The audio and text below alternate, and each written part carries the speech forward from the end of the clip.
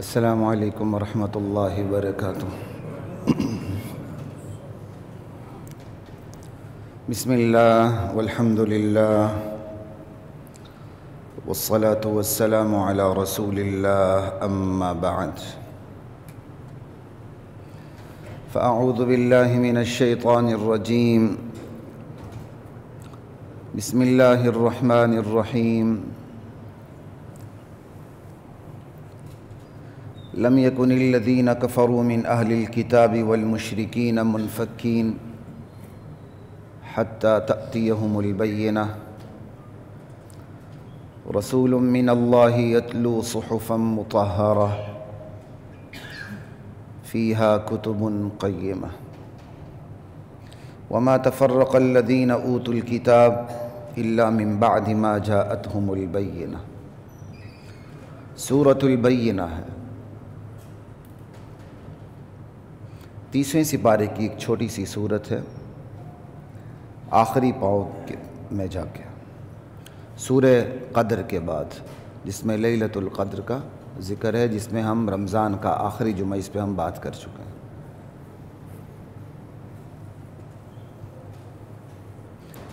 ان 3 سورتوں کی بڑی عجیب ترتیب ہے۔ اس سے پہلے سورۃ القدر ہے، سورۃ القدر سے پہلے سورۃ العلق ہے۔ سورۃ العلق قرآن کریم کی وہ پہلی 5 آیات جو سب سے پہلے غار حرا میں آپ کے سینے اطہر پہ نازل ہوں۔ اقرأ بسم ربک الذی خلق، خلق الانسان من علق۔ معاً بعد اقرأ کے بعد انا انزلناہ فی لیلۃ القدر، تو سورہ لیلۃ القدر میں بتا دیا گیا کہ یہ جو اقرأ بسم ربک الذی خلق ہے، اس کا نزول لیلۃ القدر میں ہوا ہے۔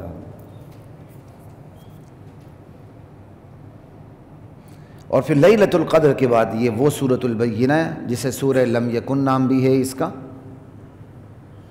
یہ سورہ قدر کے بعد ہے۔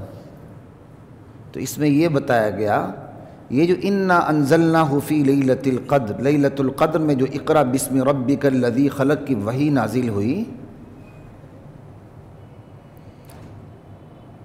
یہ محمد الرسول اللہ پہ ہوئی ہے۔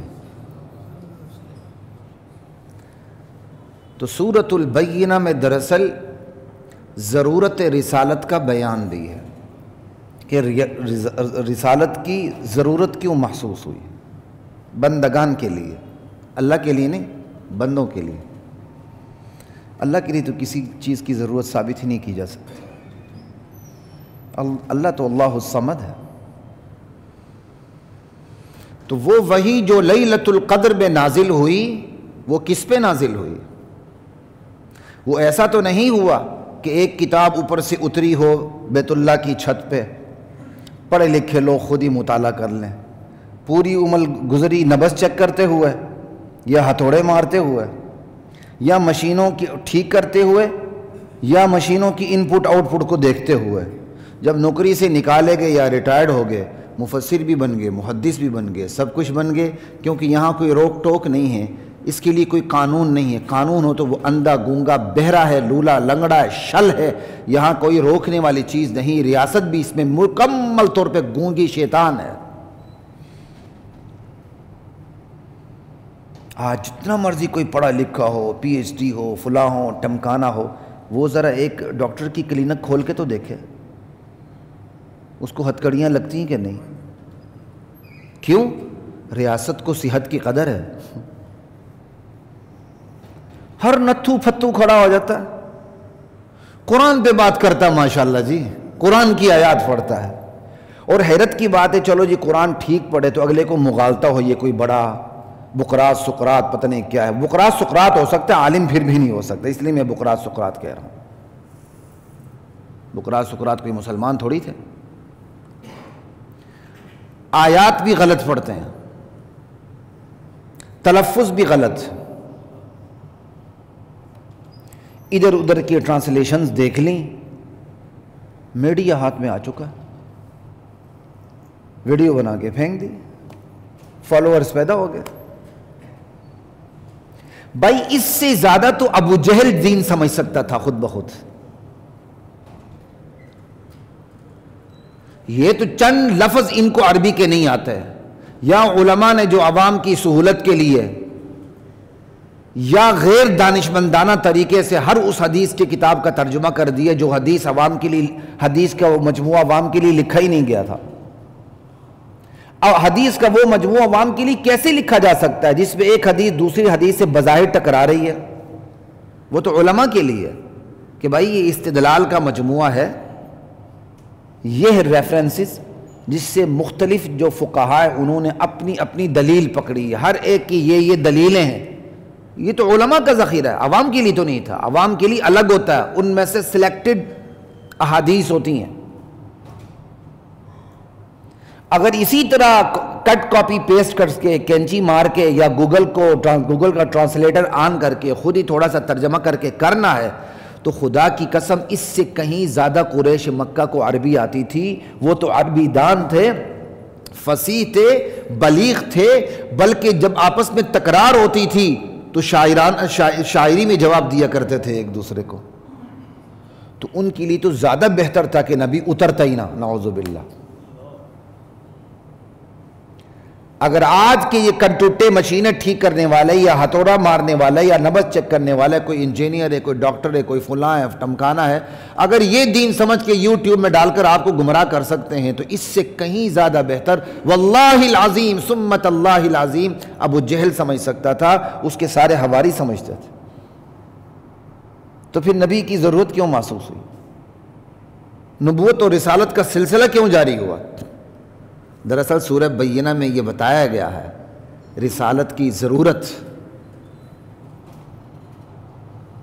یہ ہے سورہ بینہ کی بنیاد جو پہلی آیت سے ہی شروع ہو جاتی ہے۔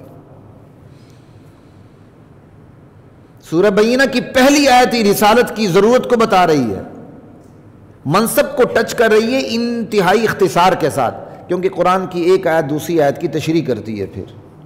پھر اس تشریح کو دیکھا جائے تو جہاں رسالت کی ضرورت سورہ بینہ کے اندر ہے وہاں دیگر دفعات کو ملایا جائے تو پھر رسالت کی منصب کو بھی ڈسکس کرتی ہے۔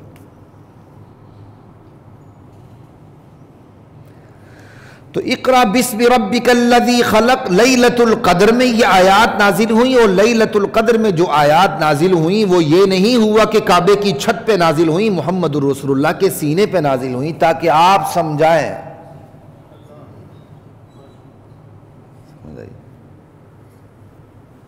اللہ اکبر۔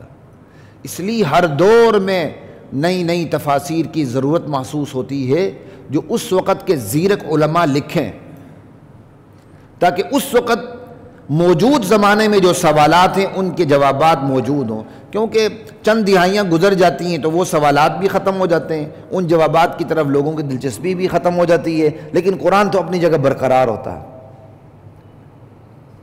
پھر اسی روشنی میں پھر اور چیزیں آنے لگتی ہیں، اور چیزیں آنے لگتی ہیں۔ تو ایسا علماء کو کرنا چاہیے۔ علماء نہیں کریں گے تو جو نتھو پھتو کر رہے ہیں وہ آپ کے سامنے ہی ہیں۔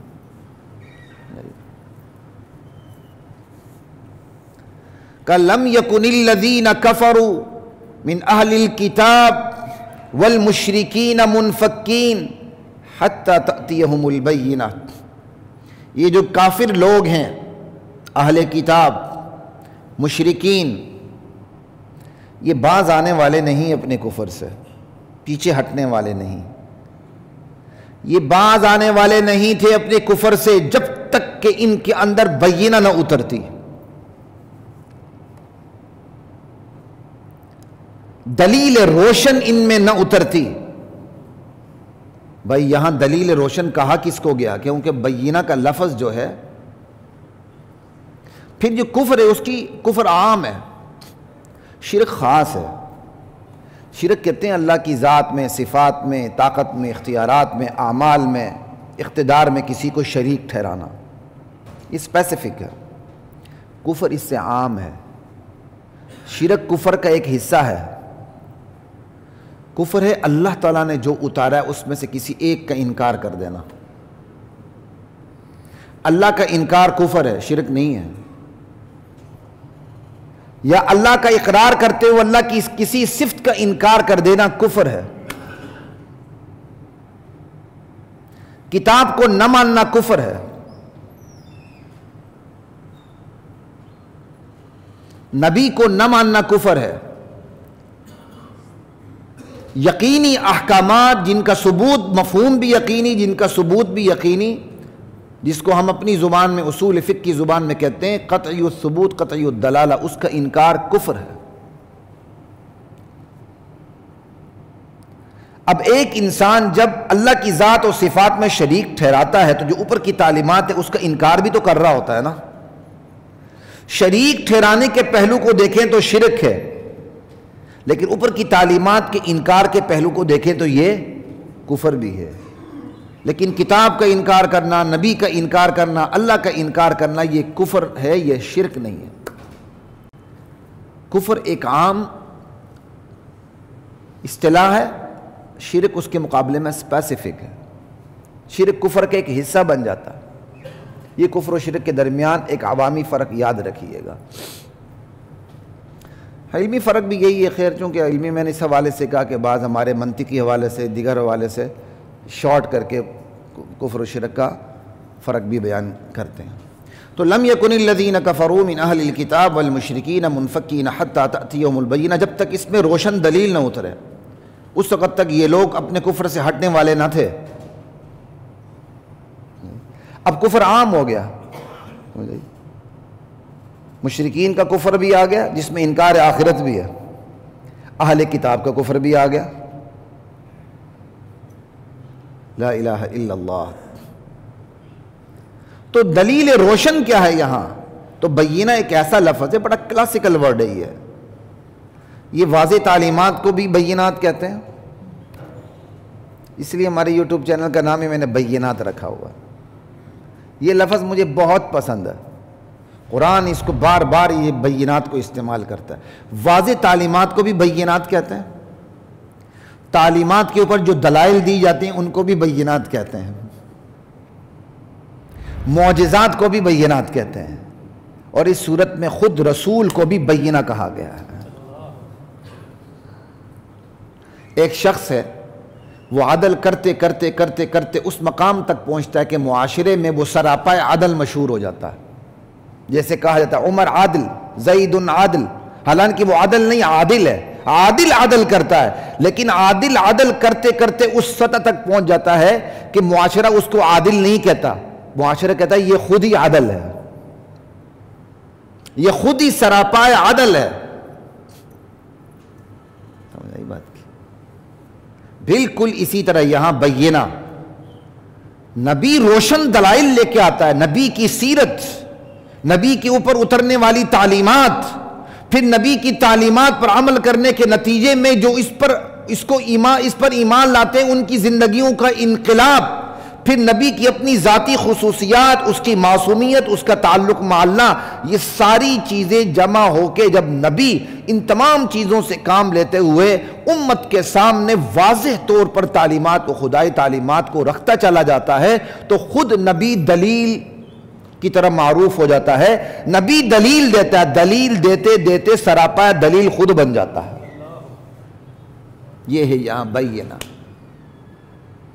دلیل دیتے دیتے خود دلیل بن جاتا ہے۔ نبی شروع دن سے خود ہی دلیل ہوتا ہے، لیکن ایک پہلو اس کا یہ بھی ہے، دلیل دیتے دیتے سراپا دلیل بن جاتا ہے۔ اس پہلو کے اندر مبالغہ ہے۔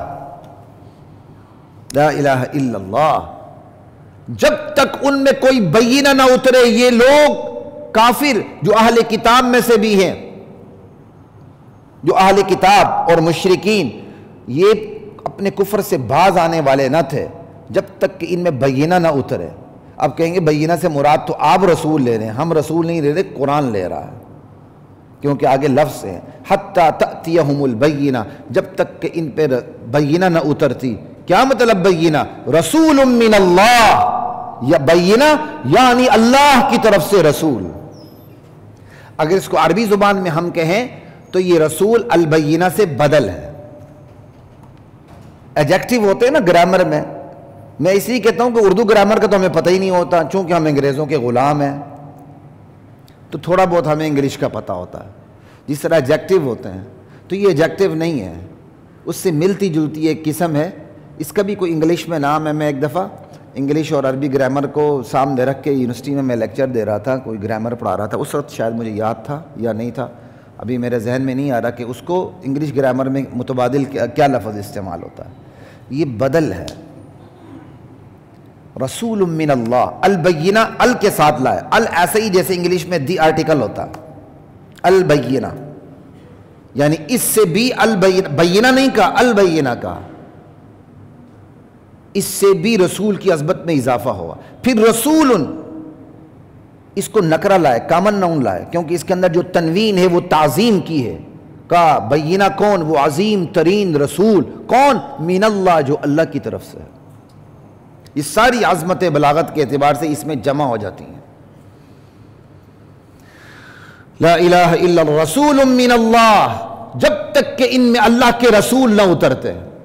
تو کیا مطلب؟ قرآن کی آیت نے صاف بتا دیا صرف قرآن کافی نہیں تھا ان میں اترنا.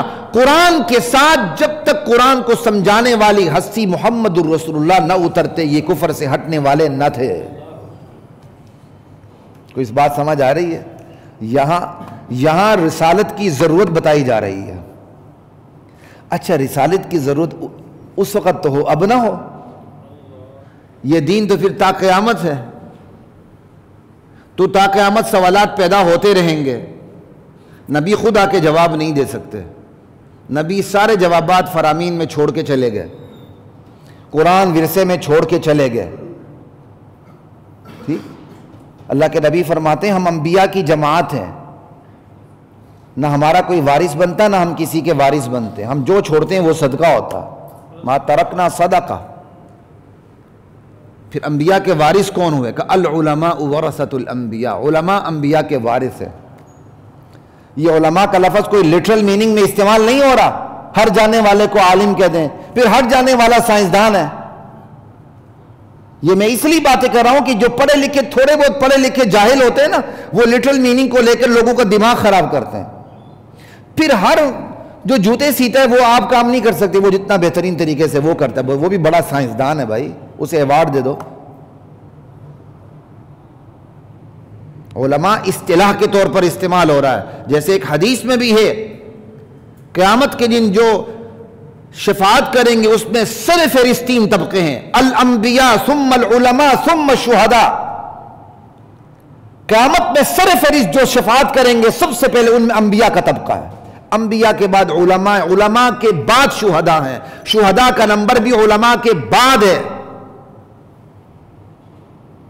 اگر علماء سے مراد لٹرل میننگ جاننے والا ہو تو پھر تو پوری کائنات ہی سفارش کرتی پھرے گی. لا الہ الا اللہ. تو یہاں اس آیت نے صاف بتا دیا صرف قرآن اترنا کافی نہیں تھا. قرآن جس پر اترنا ہے وہ شخصیت بھی ضروری تھی، ورنہ یہ لوگ کفر سے نہ ہٹتے. بھائی کفر سے تو پھر بھی سارے نہ ہٹے. اللہ کہتے ہیں میں نے اتمام حجت کر دی. یہ کفر سے مجموعی طور پر ہٹ ہی نہیں سکتے تھے، اس لیے ہم نے محمد رسول اللہ کو بھیجا. امکان ہی نہیں تھا ان کا ہٹنا. اب امکان پیدا ہو گیا. اب جو ہٹے گا وہ بچے گا، جو نہیں ہٹے گا اس کی ذمہ داری اسی کے اوپر. یہ رسول من اللہ یتلو صحفا مطہرہ. اللہ کے رسول، جب اللہ کے رسول تو اس دنیا سے تشریف لے گئے، وہ پہلو رہ گیا. ٹھیک ہے، لیکن جو فرامین چھوڑ کے گئے ان کو کون سمجھا ہے؟ جو فرامین چھوڑ کے گئے تو وہ تو ایک اسپیسیفک فیلڈ ہے نا، اس میں جو ماہر ہوں گے وہی سمجھیں گے. انہی ماہرین کا نام علماء ہے. قانون میں ماہر وکلاء ہیں، یہاں علماء ہیں، دوسری طرف ڈاکٹرز ہیں، تیسری طرف انجینئرز ہیں. ہر ایک کی اپنی اپنی فیلڈ ہے. اس کی بھی اپنی اسپیسیفک فیلڈ ہے. کوئی نتھو پھتو اس کے اندر گھس نہیں سکتا.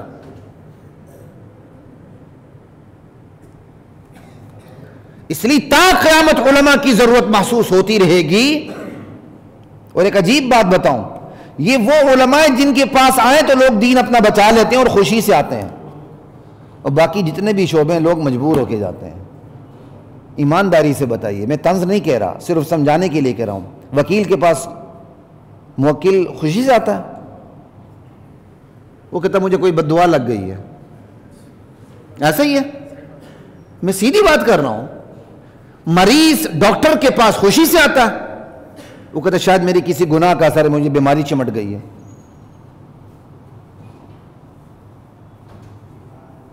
آپ نقشہ گھر کا خوشی سے بنواتے ہیں، آپ کو پتہ آپ بنا ہی نہیں سکتے، آپ بیڑا غرق کریں گے، کنال میں 2 کمرے بنا کے بیٹھ جائیں گے، کسی آرکیٹیکٹ کو دیں گے وہ 2 مرلے میں پوری کوٹھی بنا دے گا، اس میں گیراج بھی رکھ دے گا۔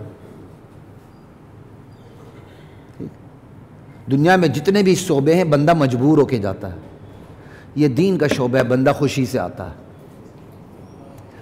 یہاں تانا وہی دے گا جس کے اندر دین نہیں ہوگا۔ یہ ہے فرق انبیاء کے ورثاء اور دوسروں میں۔ اگر اتنا بڑا فرق بھی کسی کو سمجھنا ہے تو اللہ ہی مالک۔ اور آج یہ فرق کیوں نہیں سمجھ آ رہا؟ دنیا کی جو چمک ہے نا اس نے ہماری آنکھوں کو خیرہ کر دیا۔ ہمیں پتہ ہے ہمارا بچہ پڑھے گا، تھوڑا بہت ادھر ادھر سے پاس بھی ہو جائے گا تو چلو میں جس محکمے میں ہوں اس میں بچے کو گھسا دوں گا، چلو کوئی ڈگری ہے تو وہاں کوئی نہ کوئی نوکری کر لے گا، اس کو مولوی بناؤں گا تو کہاں سکھائے گا، حالانکہ مولوی کھا کھا کے تھک جاتا ہے، الٹیاں بھی نہیں کرتا۔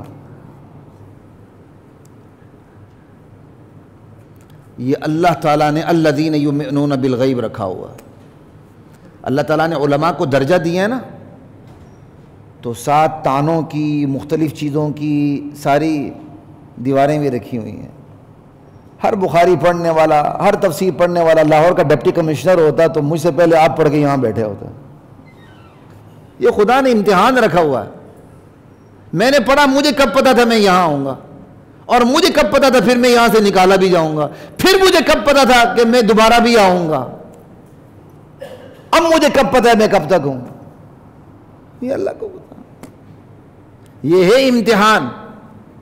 بندہ کہتا ہے نا ادھر سے میں ڈگری لوں، ادھر سے مجھے جناب علی 17واں 18واں 20واں گریڈ ملے۔ اللہ نے امتحان رکھا ہوا ہے، اس لیے اللہ نے جنت کو بھی پردے میں رکھا ہوا ہے، اس پردے پہ مشکلات رکھی ہوئی ہیں۔ جہنم کیا ہے؟ نفس کی باغیں ڈیلی کر دو، بندہ لڑکتے ہوئے خود ہی پہنچتا ہے، بڑا سیدھا راستہ ہے۔ اور جنت پہنچنے کے لیے آپ کو دشوار گزار گھاٹیاں عبور کرنی پڑتی ہیں، لیکن جب پہنچتے ہیں ساری تھکاوٹ دور ہو جاتی ہے۔ یہ فرق ہے، اس فرق کو جان کے جئیں۔ آج ہم اپنے بیٹے کو ہر شعبے میں لے جانا چاہتے ہیں، نہیں لے جانا چاہتے، دین کی طرف لے جانا نہیں چاہتے ہیں، پھر کہتے ہیں جی علماء نے بیڑا غرق کر دیا۔ میں مانتا ہوں علماء نے بیڑا غرق کر دیا۔ آپ اپنے بچوں کو لائیں، ممبر پہ بٹھائیں، دین بیان کروائیں، پھر پتہ چلے گا کہ دین بیان کرنا آسان ہے کہ مشکل ہے۔ ذرا جان ہتھیلی پہ رکھنی پڑتی ہے، پتہ چلے گا۔ لا الہ الا اللہ۔ یاد رکھیے علم الگ چیز ہے، اس کا اظہار الگ نعمت ہے۔ یہ 2 الگ نعمتیں ہیں۔ اللہ نے علم منتخب ہستیوں پہ اتارا، اور ایسی منتخب ہستیوں پر اتارا جو اس کے اظہار میں ذرہ بر انہیں خوف لاحق نہ ہو۔ یہ بات یاد رکھیے، ایسا نہیں ہوا قرآن اترا نتھو پھتو نے ہاتھ میں لے لیا سمجھانا شروع کر دیا۔ اللہ نے یہ علم اتارا، اس کے لیے منتخب ہستیوں کا انتخاب کیا۔ وہ منتخب ہستیاں ایسی تھیں، ماری گئیں، قتل ہوئیں، آرے سے انہیں کاٹا گیا، لیکن ان کے پائے استقلال میں ذرا بھی جنبش نہ ہوئی، پیچھے نہیں ہٹے۔ اس لیے انبیاء کے وارث بھی صرف وہی علماء ہیں جنہیں ثابت قدمی اللہ نصیب کرتے ہیں۔ جو حلوے کی کھیر پہ لوٹ پوٹ ہو جاتے ہیں وہ انبیاء کے وارث نہیں ہیں۔ جو ایک پلیٹ کے اوپر سودا کر لیتے ہیں وہ انبیاء کے وارث نہیں ہیں۔ انبیاء غیور تھے، ان کے وارث بھی بڑے غیرت مند ہوں گے۔ جو بغیرت ہوگا وہ انبیاء کا وارث نہیں ہو سکتا۔ علم الگ نعمت ہے، علم بڑوں بڑوں کو ہوتا ہے۔ کل ہی بات ہو رہی تھی، ایک بڑے محترم ساتھی میرے پاس بیٹھے ہوئے تھے، انہوں نے ایک بہت بڑے عالم کے بارے میں یہی بات کی کہ ان کے حوالے سے ایک بہت بڑے عالم نے ان کا تعارف کرواتے ہوئے کہا علم بہت سے لوگوں کے پاس تھا، لیکن یہ وہ ہستی جو گزر گئی، ان کے پاس اللہ نے علم کے اظہار کی دولت بھی دی تھی۔ ایک آپ کو حقیقت کا پتہ ہوتا ہے، اس کا اظہار یہ جگرے کا کام ہوتا ہے، ہر ایرے غیرے کا کام نہیں ہوتا کہ آپ اس حقیقت کا اظہار کریں۔ اور یہ حوصلہ اللہ نے نبیوں کو دیا ہوتا ہے۔ پوری کائنات ایک طرف ہوتی، نبی کلم کا اللہ کہلا ایک طرف ہوتا ہے، اس کے پائے استقلال میں ذرا لغزش نہیں آتی۔ قیامت کے دن ایسے نبی کھڑے ہوں گے، پوری قوم کافر ہوگی نبی کلم کلا اللہ کی عدالت میں کھڑا ہوگا. کتنا حوصلہ ہے. نوح علیہ السلام کا حوصلہ دیکھا. 950 برس اپنی قوم کے اندر رہے. فلبث فیہم الف سنۃ الا 50 عاما. اس لیے میں احتیاط کرتا ہوں کہ 9.5 برس تبلیغ کی، کیونکہ ابھی میں نے اس کی تحقیق کرنی. تبلیغ کا لفظ نہیں، رہے اس میں، تو شاید ان کی عمر ہی 950 برس تھی، تو تبلیغ شاید اس سے کم ہی ہوگی، کیونکہ نبوت ملی، بندہ جوان ہوتا ہے جو بھی. لیکن ابھی مجھے اس کی تحقیق نہیں ہے. 950 برس رہے، لیکن پائے استقلال میں ذرا لغزش نہیں آئی. زیادہ سے زیادہ مسلمان ہونے والوں کی تعداد جو روایات میں ملتی، پتہ نہیں اس کا درجہ کیا ہے، 20 80 83 اسی سے اوپر نہیں جاتی ہیں، 80 90 سے اوپر نہیں جاتی ہیں. 950 برس کی تبلیغ کا خلاصہ یہ ہے. اس لیے یاد رکھیے، علم کے لیے ان لوگوں کی ضرورت ہوتی ہے جو علم کے اظہار کا اپنے اندر حوصلہ رکھیں، اپنی اولاد کو، اپنی نسل کو تیار کریں اللہ کے دین کے علم کے لیے، اللہ کے بھیجے ہوئے علم کے لیے.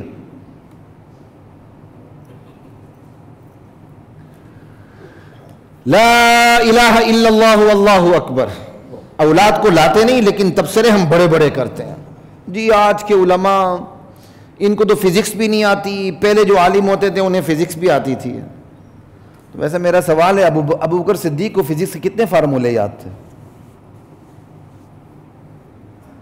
کیا بات ہے یار.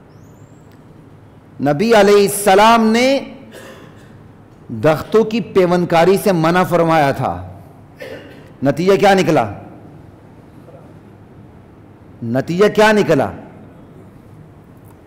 پیداوار کم ہو گئی. صحابہ یا رسول اللہ، آپ نے پیوندکاری سے منع فرمایا تھا، پیداوار کم ہو گئی، تو آپ نے کیا ارشاد فرمایا؟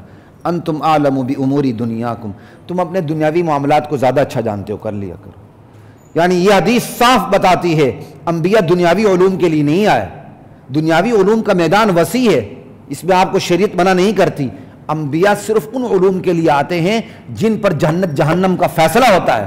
انبیاء آپ کو کوئی میتھمیٹیکل فارمولے یا فزکس یا کیمسٹری پڑھانے نہیں آتے. یہ دنیا کی مرغوبیت لے کے ہم بیٹھے ہوئے ہیں.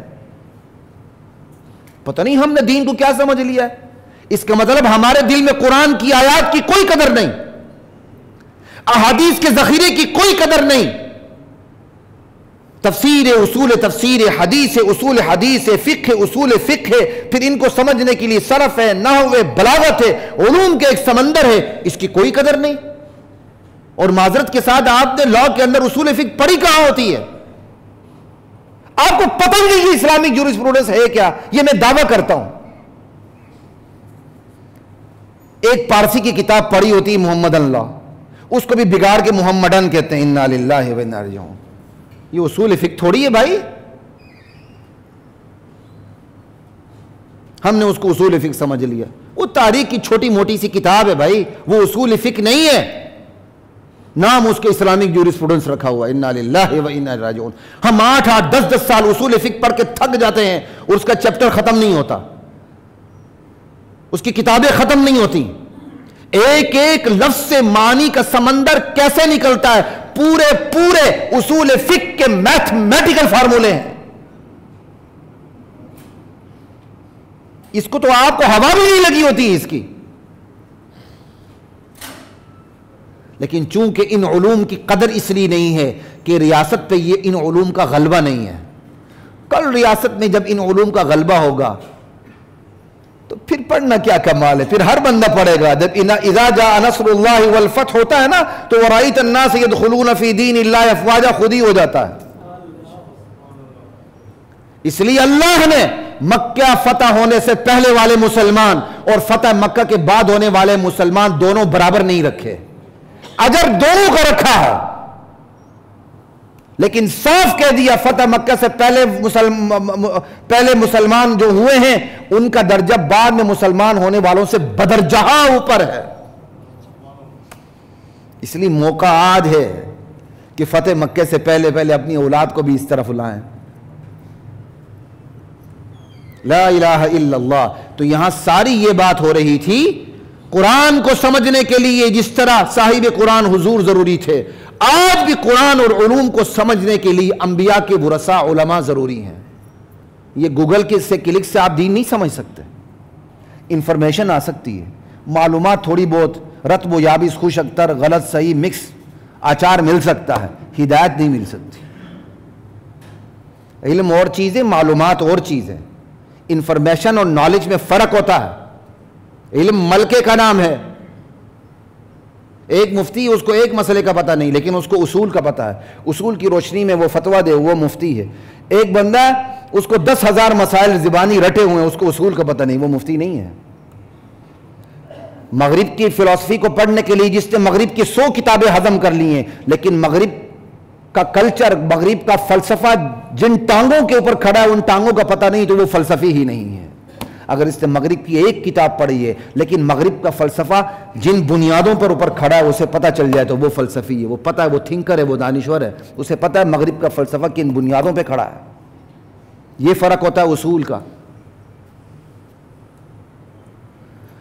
لا الہ الا اللہ واللہ اکبر، رسول من اللہ یتلو صحفا مطہرہ، اللہ کے رسول، جب تک ان میں رسول نہ آتا یہ کفر سے ہٹنے والے نہ تھے۔ کفر سے ہٹنے کا امکان تبھی پیدا ہوتا جب رسول آتے، اور پھر رسول آگے محمد الرسول اللہ صلی اللہ علیہ وسلم دلیل روشن بن کے۔ یتلو صحفا مطہرہ، جو انہیں پاک صحیفے پڑھ کے سناتے ہیں، صحفن قرآن کے پاک اوراق، قرآن کو یہاں صحیفہ کہا گیا ہے، اس لیے قرآن کتابیں صرف 4 نہیں ہیں، انجیل، تورات، زبور، قرآن، یہ مشہور 4 ہیں۔ انبیاء پر صحیفے نازل ہوئے ہیں، صحف ابراہیم و موسیٰ، ابراہیم پر بھی تو صحیفے نازل ہوئے ہیں علیہ السلام، وہ کہاں ہیں؟ یتلو صحفا مطہرہ فیہا کتب قیمہ، یہ رسول پاک اوراق پڑھ کے سناتے ہیں، اور ان پاک اوراق کے اندر فیہا کتب قیمہ، پکی سچی مضبوط کتابیں رچی بسی ہوئی ہیں اس کے اندر۔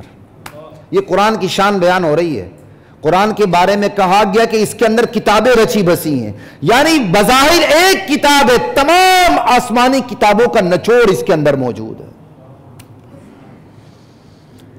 بیک وقت یہ امت کتنی خوش قسمت ہے اور کتنی بدقسمت ہے، کتنی خوش قسمت ہے کہ رسول پاک کے صدقے اس کو قرآن ملا، اور ہماری بدقسمتی کی انتہا کتنی ہے کہ جو رسول پاک کے صدقے جو قرآن ملا اس کے یہ قریب بھی نہیں پھٹکتی،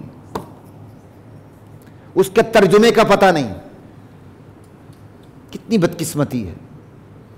اور پھر اس قرآن کا تعارف ہے فیہا کتب قیمہ، اس میں محکم کتابیں بھری پڑی ہیں، اس قرآن کے اندر کتابیں بھری پڑی ہیں، کتب کتاب کی جمع ہے، قیمہ محکم پکی سچی کتابیں بھری پڑی ہیں اس کے اندر، گویا ہر صورت ایک کتاب ہے، اور تمام آسمانی کتابیں اس کے اندر موجود ہیں۔ اپنے خلاصے کے حوالے سے تو یہاں یہ کہا گیا جب تک قرآن کے ساتھ رسول نہ آتا یہ کفر سے نہ ہٹتے، تو پھر سوال پیدا ہوتا کہ اس سے پہلے جو یہود و نصارہ تھے پھر تو ان کی تو کوئی غلطی نہ ہوئی نا، ان میں پھر کیا کہتے اختلاف کیوں ہوا؟ اس کا مطلب ان کے پاس ہدایت نہیں تھی تو انہوں نے اختلاف کیا، ٹامک ٹوئیاں ماری؟ کہ نہیں، وما تفرق الذین اوتوا الکتاب الا من بعد ما جاءہم البینہ، الا من بعد ما جاءتہم البینہ۔ جی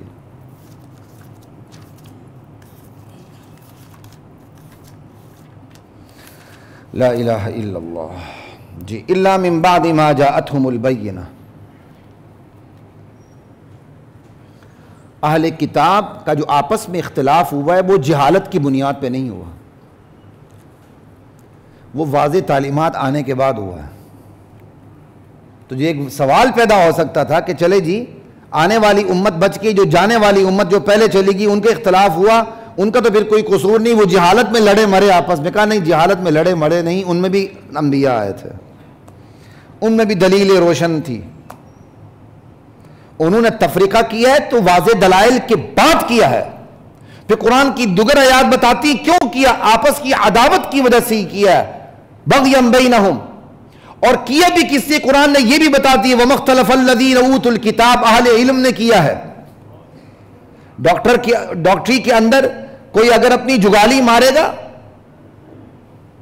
رکاوٹ ڈالے گا، وہ ڈاکٹر ہی کہے گا، ڈاکٹر ہی گردے بیچ سکتا ہے، کوئی غیر ڈاکٹر گردے نہیں بیچ سکتا۔ انجینئرنگ کے اندر کون ڈاکے ڈالے گا؟ انجینئر ہی کرے گا۔ قانوندان قانون کو خراب عام آدمی نہیں کرے گا، قانوندان ہی خراب کرے گا۔ اسی طرح علم کو خراب کرنے والے بھی علماء ہی ہوں گے، کوئی باہر سے آ کے نتھو پتو نہیں کرے گا۔ علم میں بڑے پختہ لوگ اس کو خراب کرنے کی کوشش کریں گے۔ کہا اہل علم نے کام کیا ہے، واضح دلائل آنے کے بعد کیا ہے، باہمی عداوت و دشمنی کی وجہ سے کیا ہے۔ یہ پھر تفریقے اور اختلاف میں بھی فرق رکھے۔ اگرچہ قرآن نے اختلاف کا لفظ استعمال کیا لیکن وہ تفریقے کے معنی میں کیا ہے، لیکن ہمارے ہاں جو اختلاف کا لفظ استعمال ہو رہا ہے بڑا کامن ہے۔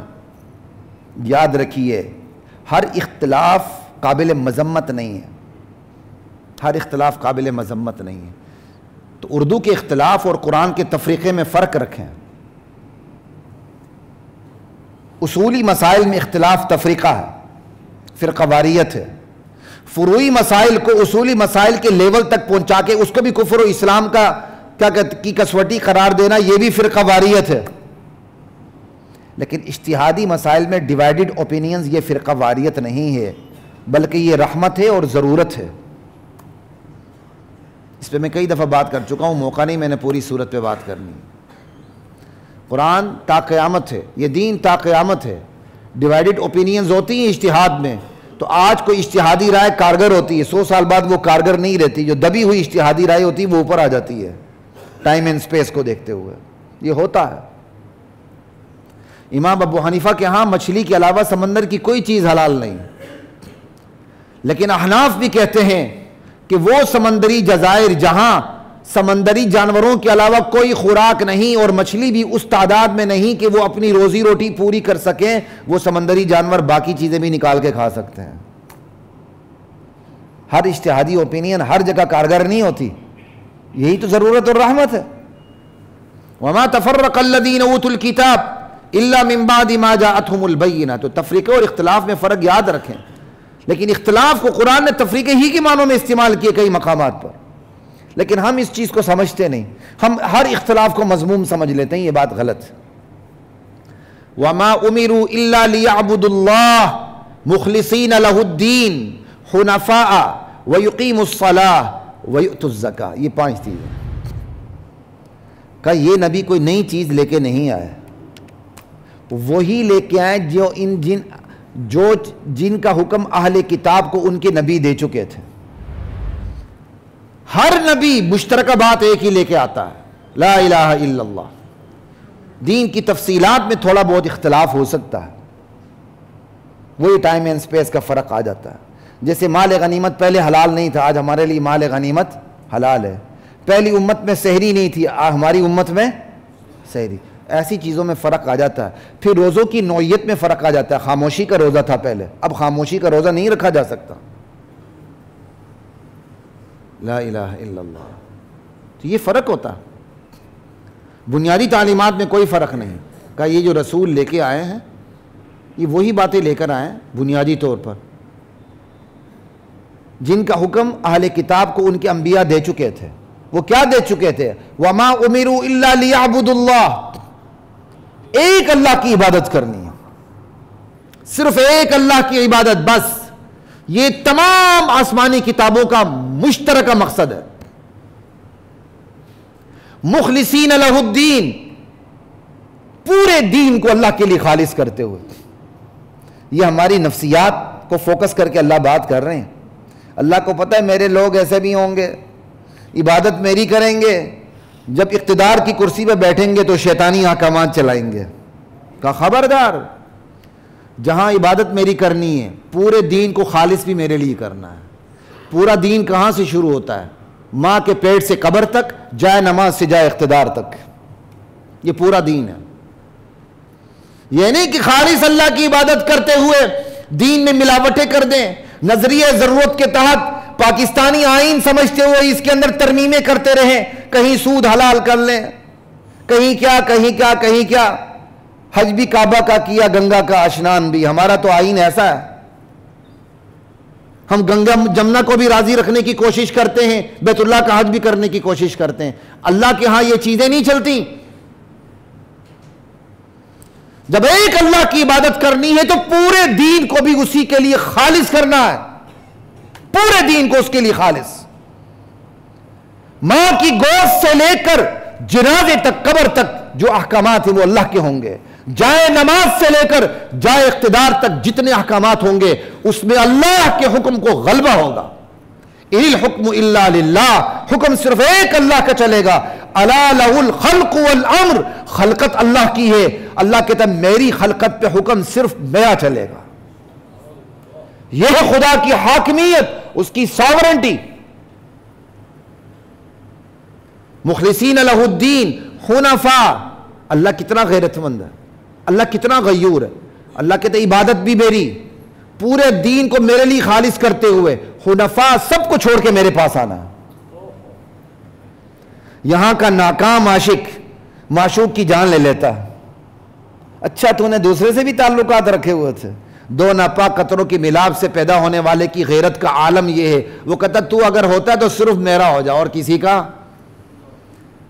اللہ کی غیرت کا عالم یہ ہے، اللہ کہتے ہیں سب کو چھوڑ کے میرے پاس آؤ. حنفاء، حنفاء حنیف کی جمع ہے.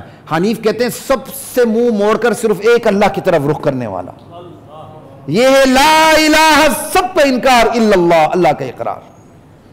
تین چیزیں ہو گئی. وَيُقِيمُ الصَّلَاةَ، اہل کتاب کو نماز قائم کرنے کا حکم دیا گیا تھا. نماز آج بھی ہے، تفصیلات مختلف ہو سکتی ہیں. وَيُؤْتُ الزَّكَاةَ، اہل کتاب کو زکوٰۃ کا حکم دیا گیا تھا. زکوٰۃ آج بھی ہے. اس لیے زکوٰۃ کا انکار بھی کفر ہے، نماز کا انکار بھی کفر ہے، عبادت کا انکار بھی کفر ہے. اللہ سے کی طرف رخ کرنا اور دوسرے سے رخ نہ موڑنا، اس کا انکار بھی کفر ہے. وَذَلِكَ الدِّينُ الْقَيِّمَ، یہی تو دین محکم ہے. اللہ اکبر. یہاں تک میں نے تو آپ کے سامنے کھل کے تشریح کر دی، اب آگے تشریح کا موقع نہیں، صرف ترجمہ عرض کر دیتا ہوں. ان الذین کفروا من اہل الکتاب والمشرکین فی نار جہنم. چونکہ نبی آ چکے ہیں، قرآن آ چکا ہے، آخری دین آ چکا ہے. اب جو اس کا انکار کرے گا، نبی کا، قرآن کا، آخری دین کا، تو جنہوں نے انکار کیا، چاہے ان کا تعلق اہل کتاب سے ہو، چاہے مشرکین مکہ سے ہو یا کسی اور بھی مشرک طبقے سے ہو، فی نار جہنم، یہ نار جہنم میں ہوں گے، دوزخ کی آگ میں ہوں گے، آتش دوزخ میں ہوں گے. خالدین فیہا، ہمیشہ رہیں گے. اولئک ہم شر البریہ، یہ اللہ کی بدترین مخلوق ہے کہ اللہ کے رسول آخری رسول ہے اس کا انکار کر دیا، آخری قرآن آخری کتاب آئی اس کا انکار کر دیا. یہ آیات ہے کافروں کے لیے، لیکن نعوذ باللہ چشمہ ہم پر بھی ہو رہی ہیں. ہم نے قرآن کو یا چیرنگ کراس کے اوپر بند کر دیے پنجاب اسمبلی کے سامنے، اندر نہیں، خبردار اندر کوئی کام نہیں قرآن کا. اندر تو ہڈی پسلی ایک کی جاتی ہے، باہر مرتبان کے اندر، شیشے کے مرتبان میں بند کر کے رکھ دیا. خبردار قرآن باہر نہیں آنا. یا ایک اور جگہ بند کیا، جا کے دیکھ لیں عجائب گھر میں قرآن بند کیا ہوا، بڑا زیب و زینت سے رکھا ہوگا. تو یہ تو ہم پر بھی فٹ ہو رہے ہیں. اور یہی رسول ہوں گے قیامت کے دن شکایت کریں گے، یا ربی، اے میرے پروردگار، ان قوم اتخذوا هذا القرآن مہجورا، میری اس قوم نے قرآن کو چھوڑ دیا تھا. ان الذين آمنوا وعملوا الصالحات اولئک هم خیر البریہ. لا الہ الا اللہ واللہ اکبر. میں نے کہیں آیت تو غلط تو نہیں پڑھ دی؟ ٹھیک ہے، صحیح پڑھی. جو لوگ ایمان لاتے ہیں اللہ پہ، اللہ کے آخری رسول پہ، آخری کتاب پہ، آخری احکامات پہ، پھر نیک اعمال بھی کرتے ہیں. یہ نہیں کہ ایمان لا کے ہاتھ پہ ہاتھ رکھ کے بیٹھ گئے، وعامل الصالحات، میدان عمل میں اترتے ہیں. اسلام نام عقیدے کا ہے، قول کا ہے، عمل کا. عقیدہ، قول، عمل، یہ تینوں جمع ہوں گے پھر اسلام بنتا. کہ اولئک ہم خیر البریہ، یہ سب سے بہترین مخلوق ہیں. جزاؤہم عند ربہم جنات عدن، ان کا بدلہ تو اللہ کے پاس ہے. جیسے کہا گیا نا شہداء زندہ ہیں اللہ کے پاس، دنیا میں نہیں. بھائی دنیا میں تو موت آئی پھر شہداء کہلائے، دنیا میں موت نہ آئے تو شہید کہلائے کیسے بندہ؟ وہاں بھی اسی لیے کہا گیا بل احیاء عند ربہم، زندہ ہیں اللہ کے پاس. یہ نہیں کہا بل احیاء فی الدنیا، دنیا میں زندہ ہے. دنیا میں زندہ ہو تو پھر بیوہ شادی کیسے کرے؟ اس کی وراثت تقسیم کیوں ہو؟ وہ شہید کیسے کہلائے؟ دنیا کے لحاظ سے موت آتی ہے تو شہید ہوتا ہے، وہاں بھی اس لیے کہا گیا زندہ وہاں ہے، اس کو لوگ سمجھتے نہیں، یہاں بھی اسی طرح ہے، ان کا بدلہ اپنے پروردگار کے پاس ہے۔ کیا بدلہ ہے؟ ہمیشہ کی جنت ہے، جنات عدن تجری من تحتها الانہار خالدین فیہا، عیاشیاں ہوں گی، سب کچھ سہولت اللہ، پرتعیش زندگی اللہ اپنی رضا کے ساتھ دیں گے، اور ان کے نیچے نہریں بہتی ہوں گی، ہمیشہ اس میں رہیں گے، خالدین فیہا ابدا، رضی اللہ عنہم ورضوا عنہ، اللہ ایسوں سے راضی ہو چکا اور وہ بھی اللہ سے راضی ہو چکے۔ اللہ کو کتنا پیار ہے، کیا یہ کہنے کی ضرورت تھی کہ وہ بھی اللہ سے راضی ہو گئے؟ ہماری اوقات کیا کہ اللہ ہمارے بارے میں کہے کہ یہ میرا بندہ مجھ سے راضی ہو گیا، لیکن اللہ کو ان بندوں پر پیار اتنا آ رہا ہے جو دنیا میں رہتے ہوئے نبی آخر الزمان پہ ایمان لاتے ہیں، اللہ کی توحید پر ایمان لاتے ہیں، مکافات عمل کو سامنے رکھتے ہوئے اپنی زندگی کو سدھار کے چلتے ہیں، اللہ کی خوشنودی کو سامنے رکھ کے چلتے ہیں، اللہ کو ان پر پیار اتنا آتا ہے، اللہ کہتا ہے صرف میں راضی نہیں، وہ بھی مجھ سے راضی ہو چکے ہیں، رضی اللہ عنہم ورضوا عنہ۔ اور یہ سند اللہ نے سب سے پہلے صحابہ کو دی تھی، اس لیے ہم کسی بھی کا صحابی کا نام لیتے ہیں تو رضی اللہ تعالی عنہ کہتے ہیں۔ یہ سند اللہ نے صحابہ کو دی ہوئی ہے، دنیا کی کوئی طاقت اپنی تنقید سے، قلم کے نشتر سے، یا بد زبانی سے، یا سب و شتم سے صحابہ سے یہ سند نہیں چھین سکتی۔ البتہ خود پر کفر کا فتویٰ لگا سکتی ہے، گمراہی کا فتویٰ لگا سکتی ہے، سب کچھ کر سکتی ہے، صحابہ سے یہ سند چھین نہیں سکتی، کیونکہ صحابہ کو یہ سند نبی کی شاگردی میں ہونے کی وجہ سے اللہ نے عطا کی ہے۔ صحابہ کی سند اوپر سے اتری ہے، صحابہ کی سند زمینی نہیں آسمانی ہے، ہم سب کے پاس جو اپنی ڈگریوں کی سندیں ہیں وہ زمینی ہیں، صحابہ کی سند آسمانی ہے، اور صحابہ وہ صحابہ ہیں کہ اللہ نے تورات و انجیل میں ان کی صفات بیان کی ہیں، صرف قرآن میں نہیں، سورہ فتح میں دیکھیں اللہ تعالیٰ کہتے ہیں میرے محمد الرسول اللہ کے ساتھی ایسے جانثار ہیں کہ ہم نے ان کی صفات تورات میں بھی بیان کی ہیں، انجیل میں بھی بیان کی ہیں، ذالک مثلہم فی التوراۃ ومثلہم فی الانجیل۔ آج کوئی اپنی بدزبانی سے صحابہ پر بغض نکالتا ہے تو دراصل وہ رسول پہ بغض نکالتا ہے، کیونکہ ہمارے رسول کا فرمان ہے جو صحابہ سے محبت کرتا ہے دراصل میری محبت کی وجہ سے صحابہ سے محبت رکھتا ہے، جو صحابہ سے دشمنی رکھتا ہے دراصل وچوں اس کو دشمنی مجھ سے ہوتی ہے، مجھ سے دشمنی کا اظہار نہیں کر سکتا تو میرے ساتھیوں پر اپنی دشمنی نکالتا پھرتا ہے۔ ومن ابغضهم فببغضی ابغضهم، تو رضی اللہ عنہم ورضوا عنہ ذالک لمن خشی ربہ، یہ انعام یہ اکرام کیوں ہوا کہ یہ ان کے لیے جو اپنے پروردگار سے ڈرتے رہتے ہیں۔ وآخر دعوانا الحمدللہ رب العالمین۔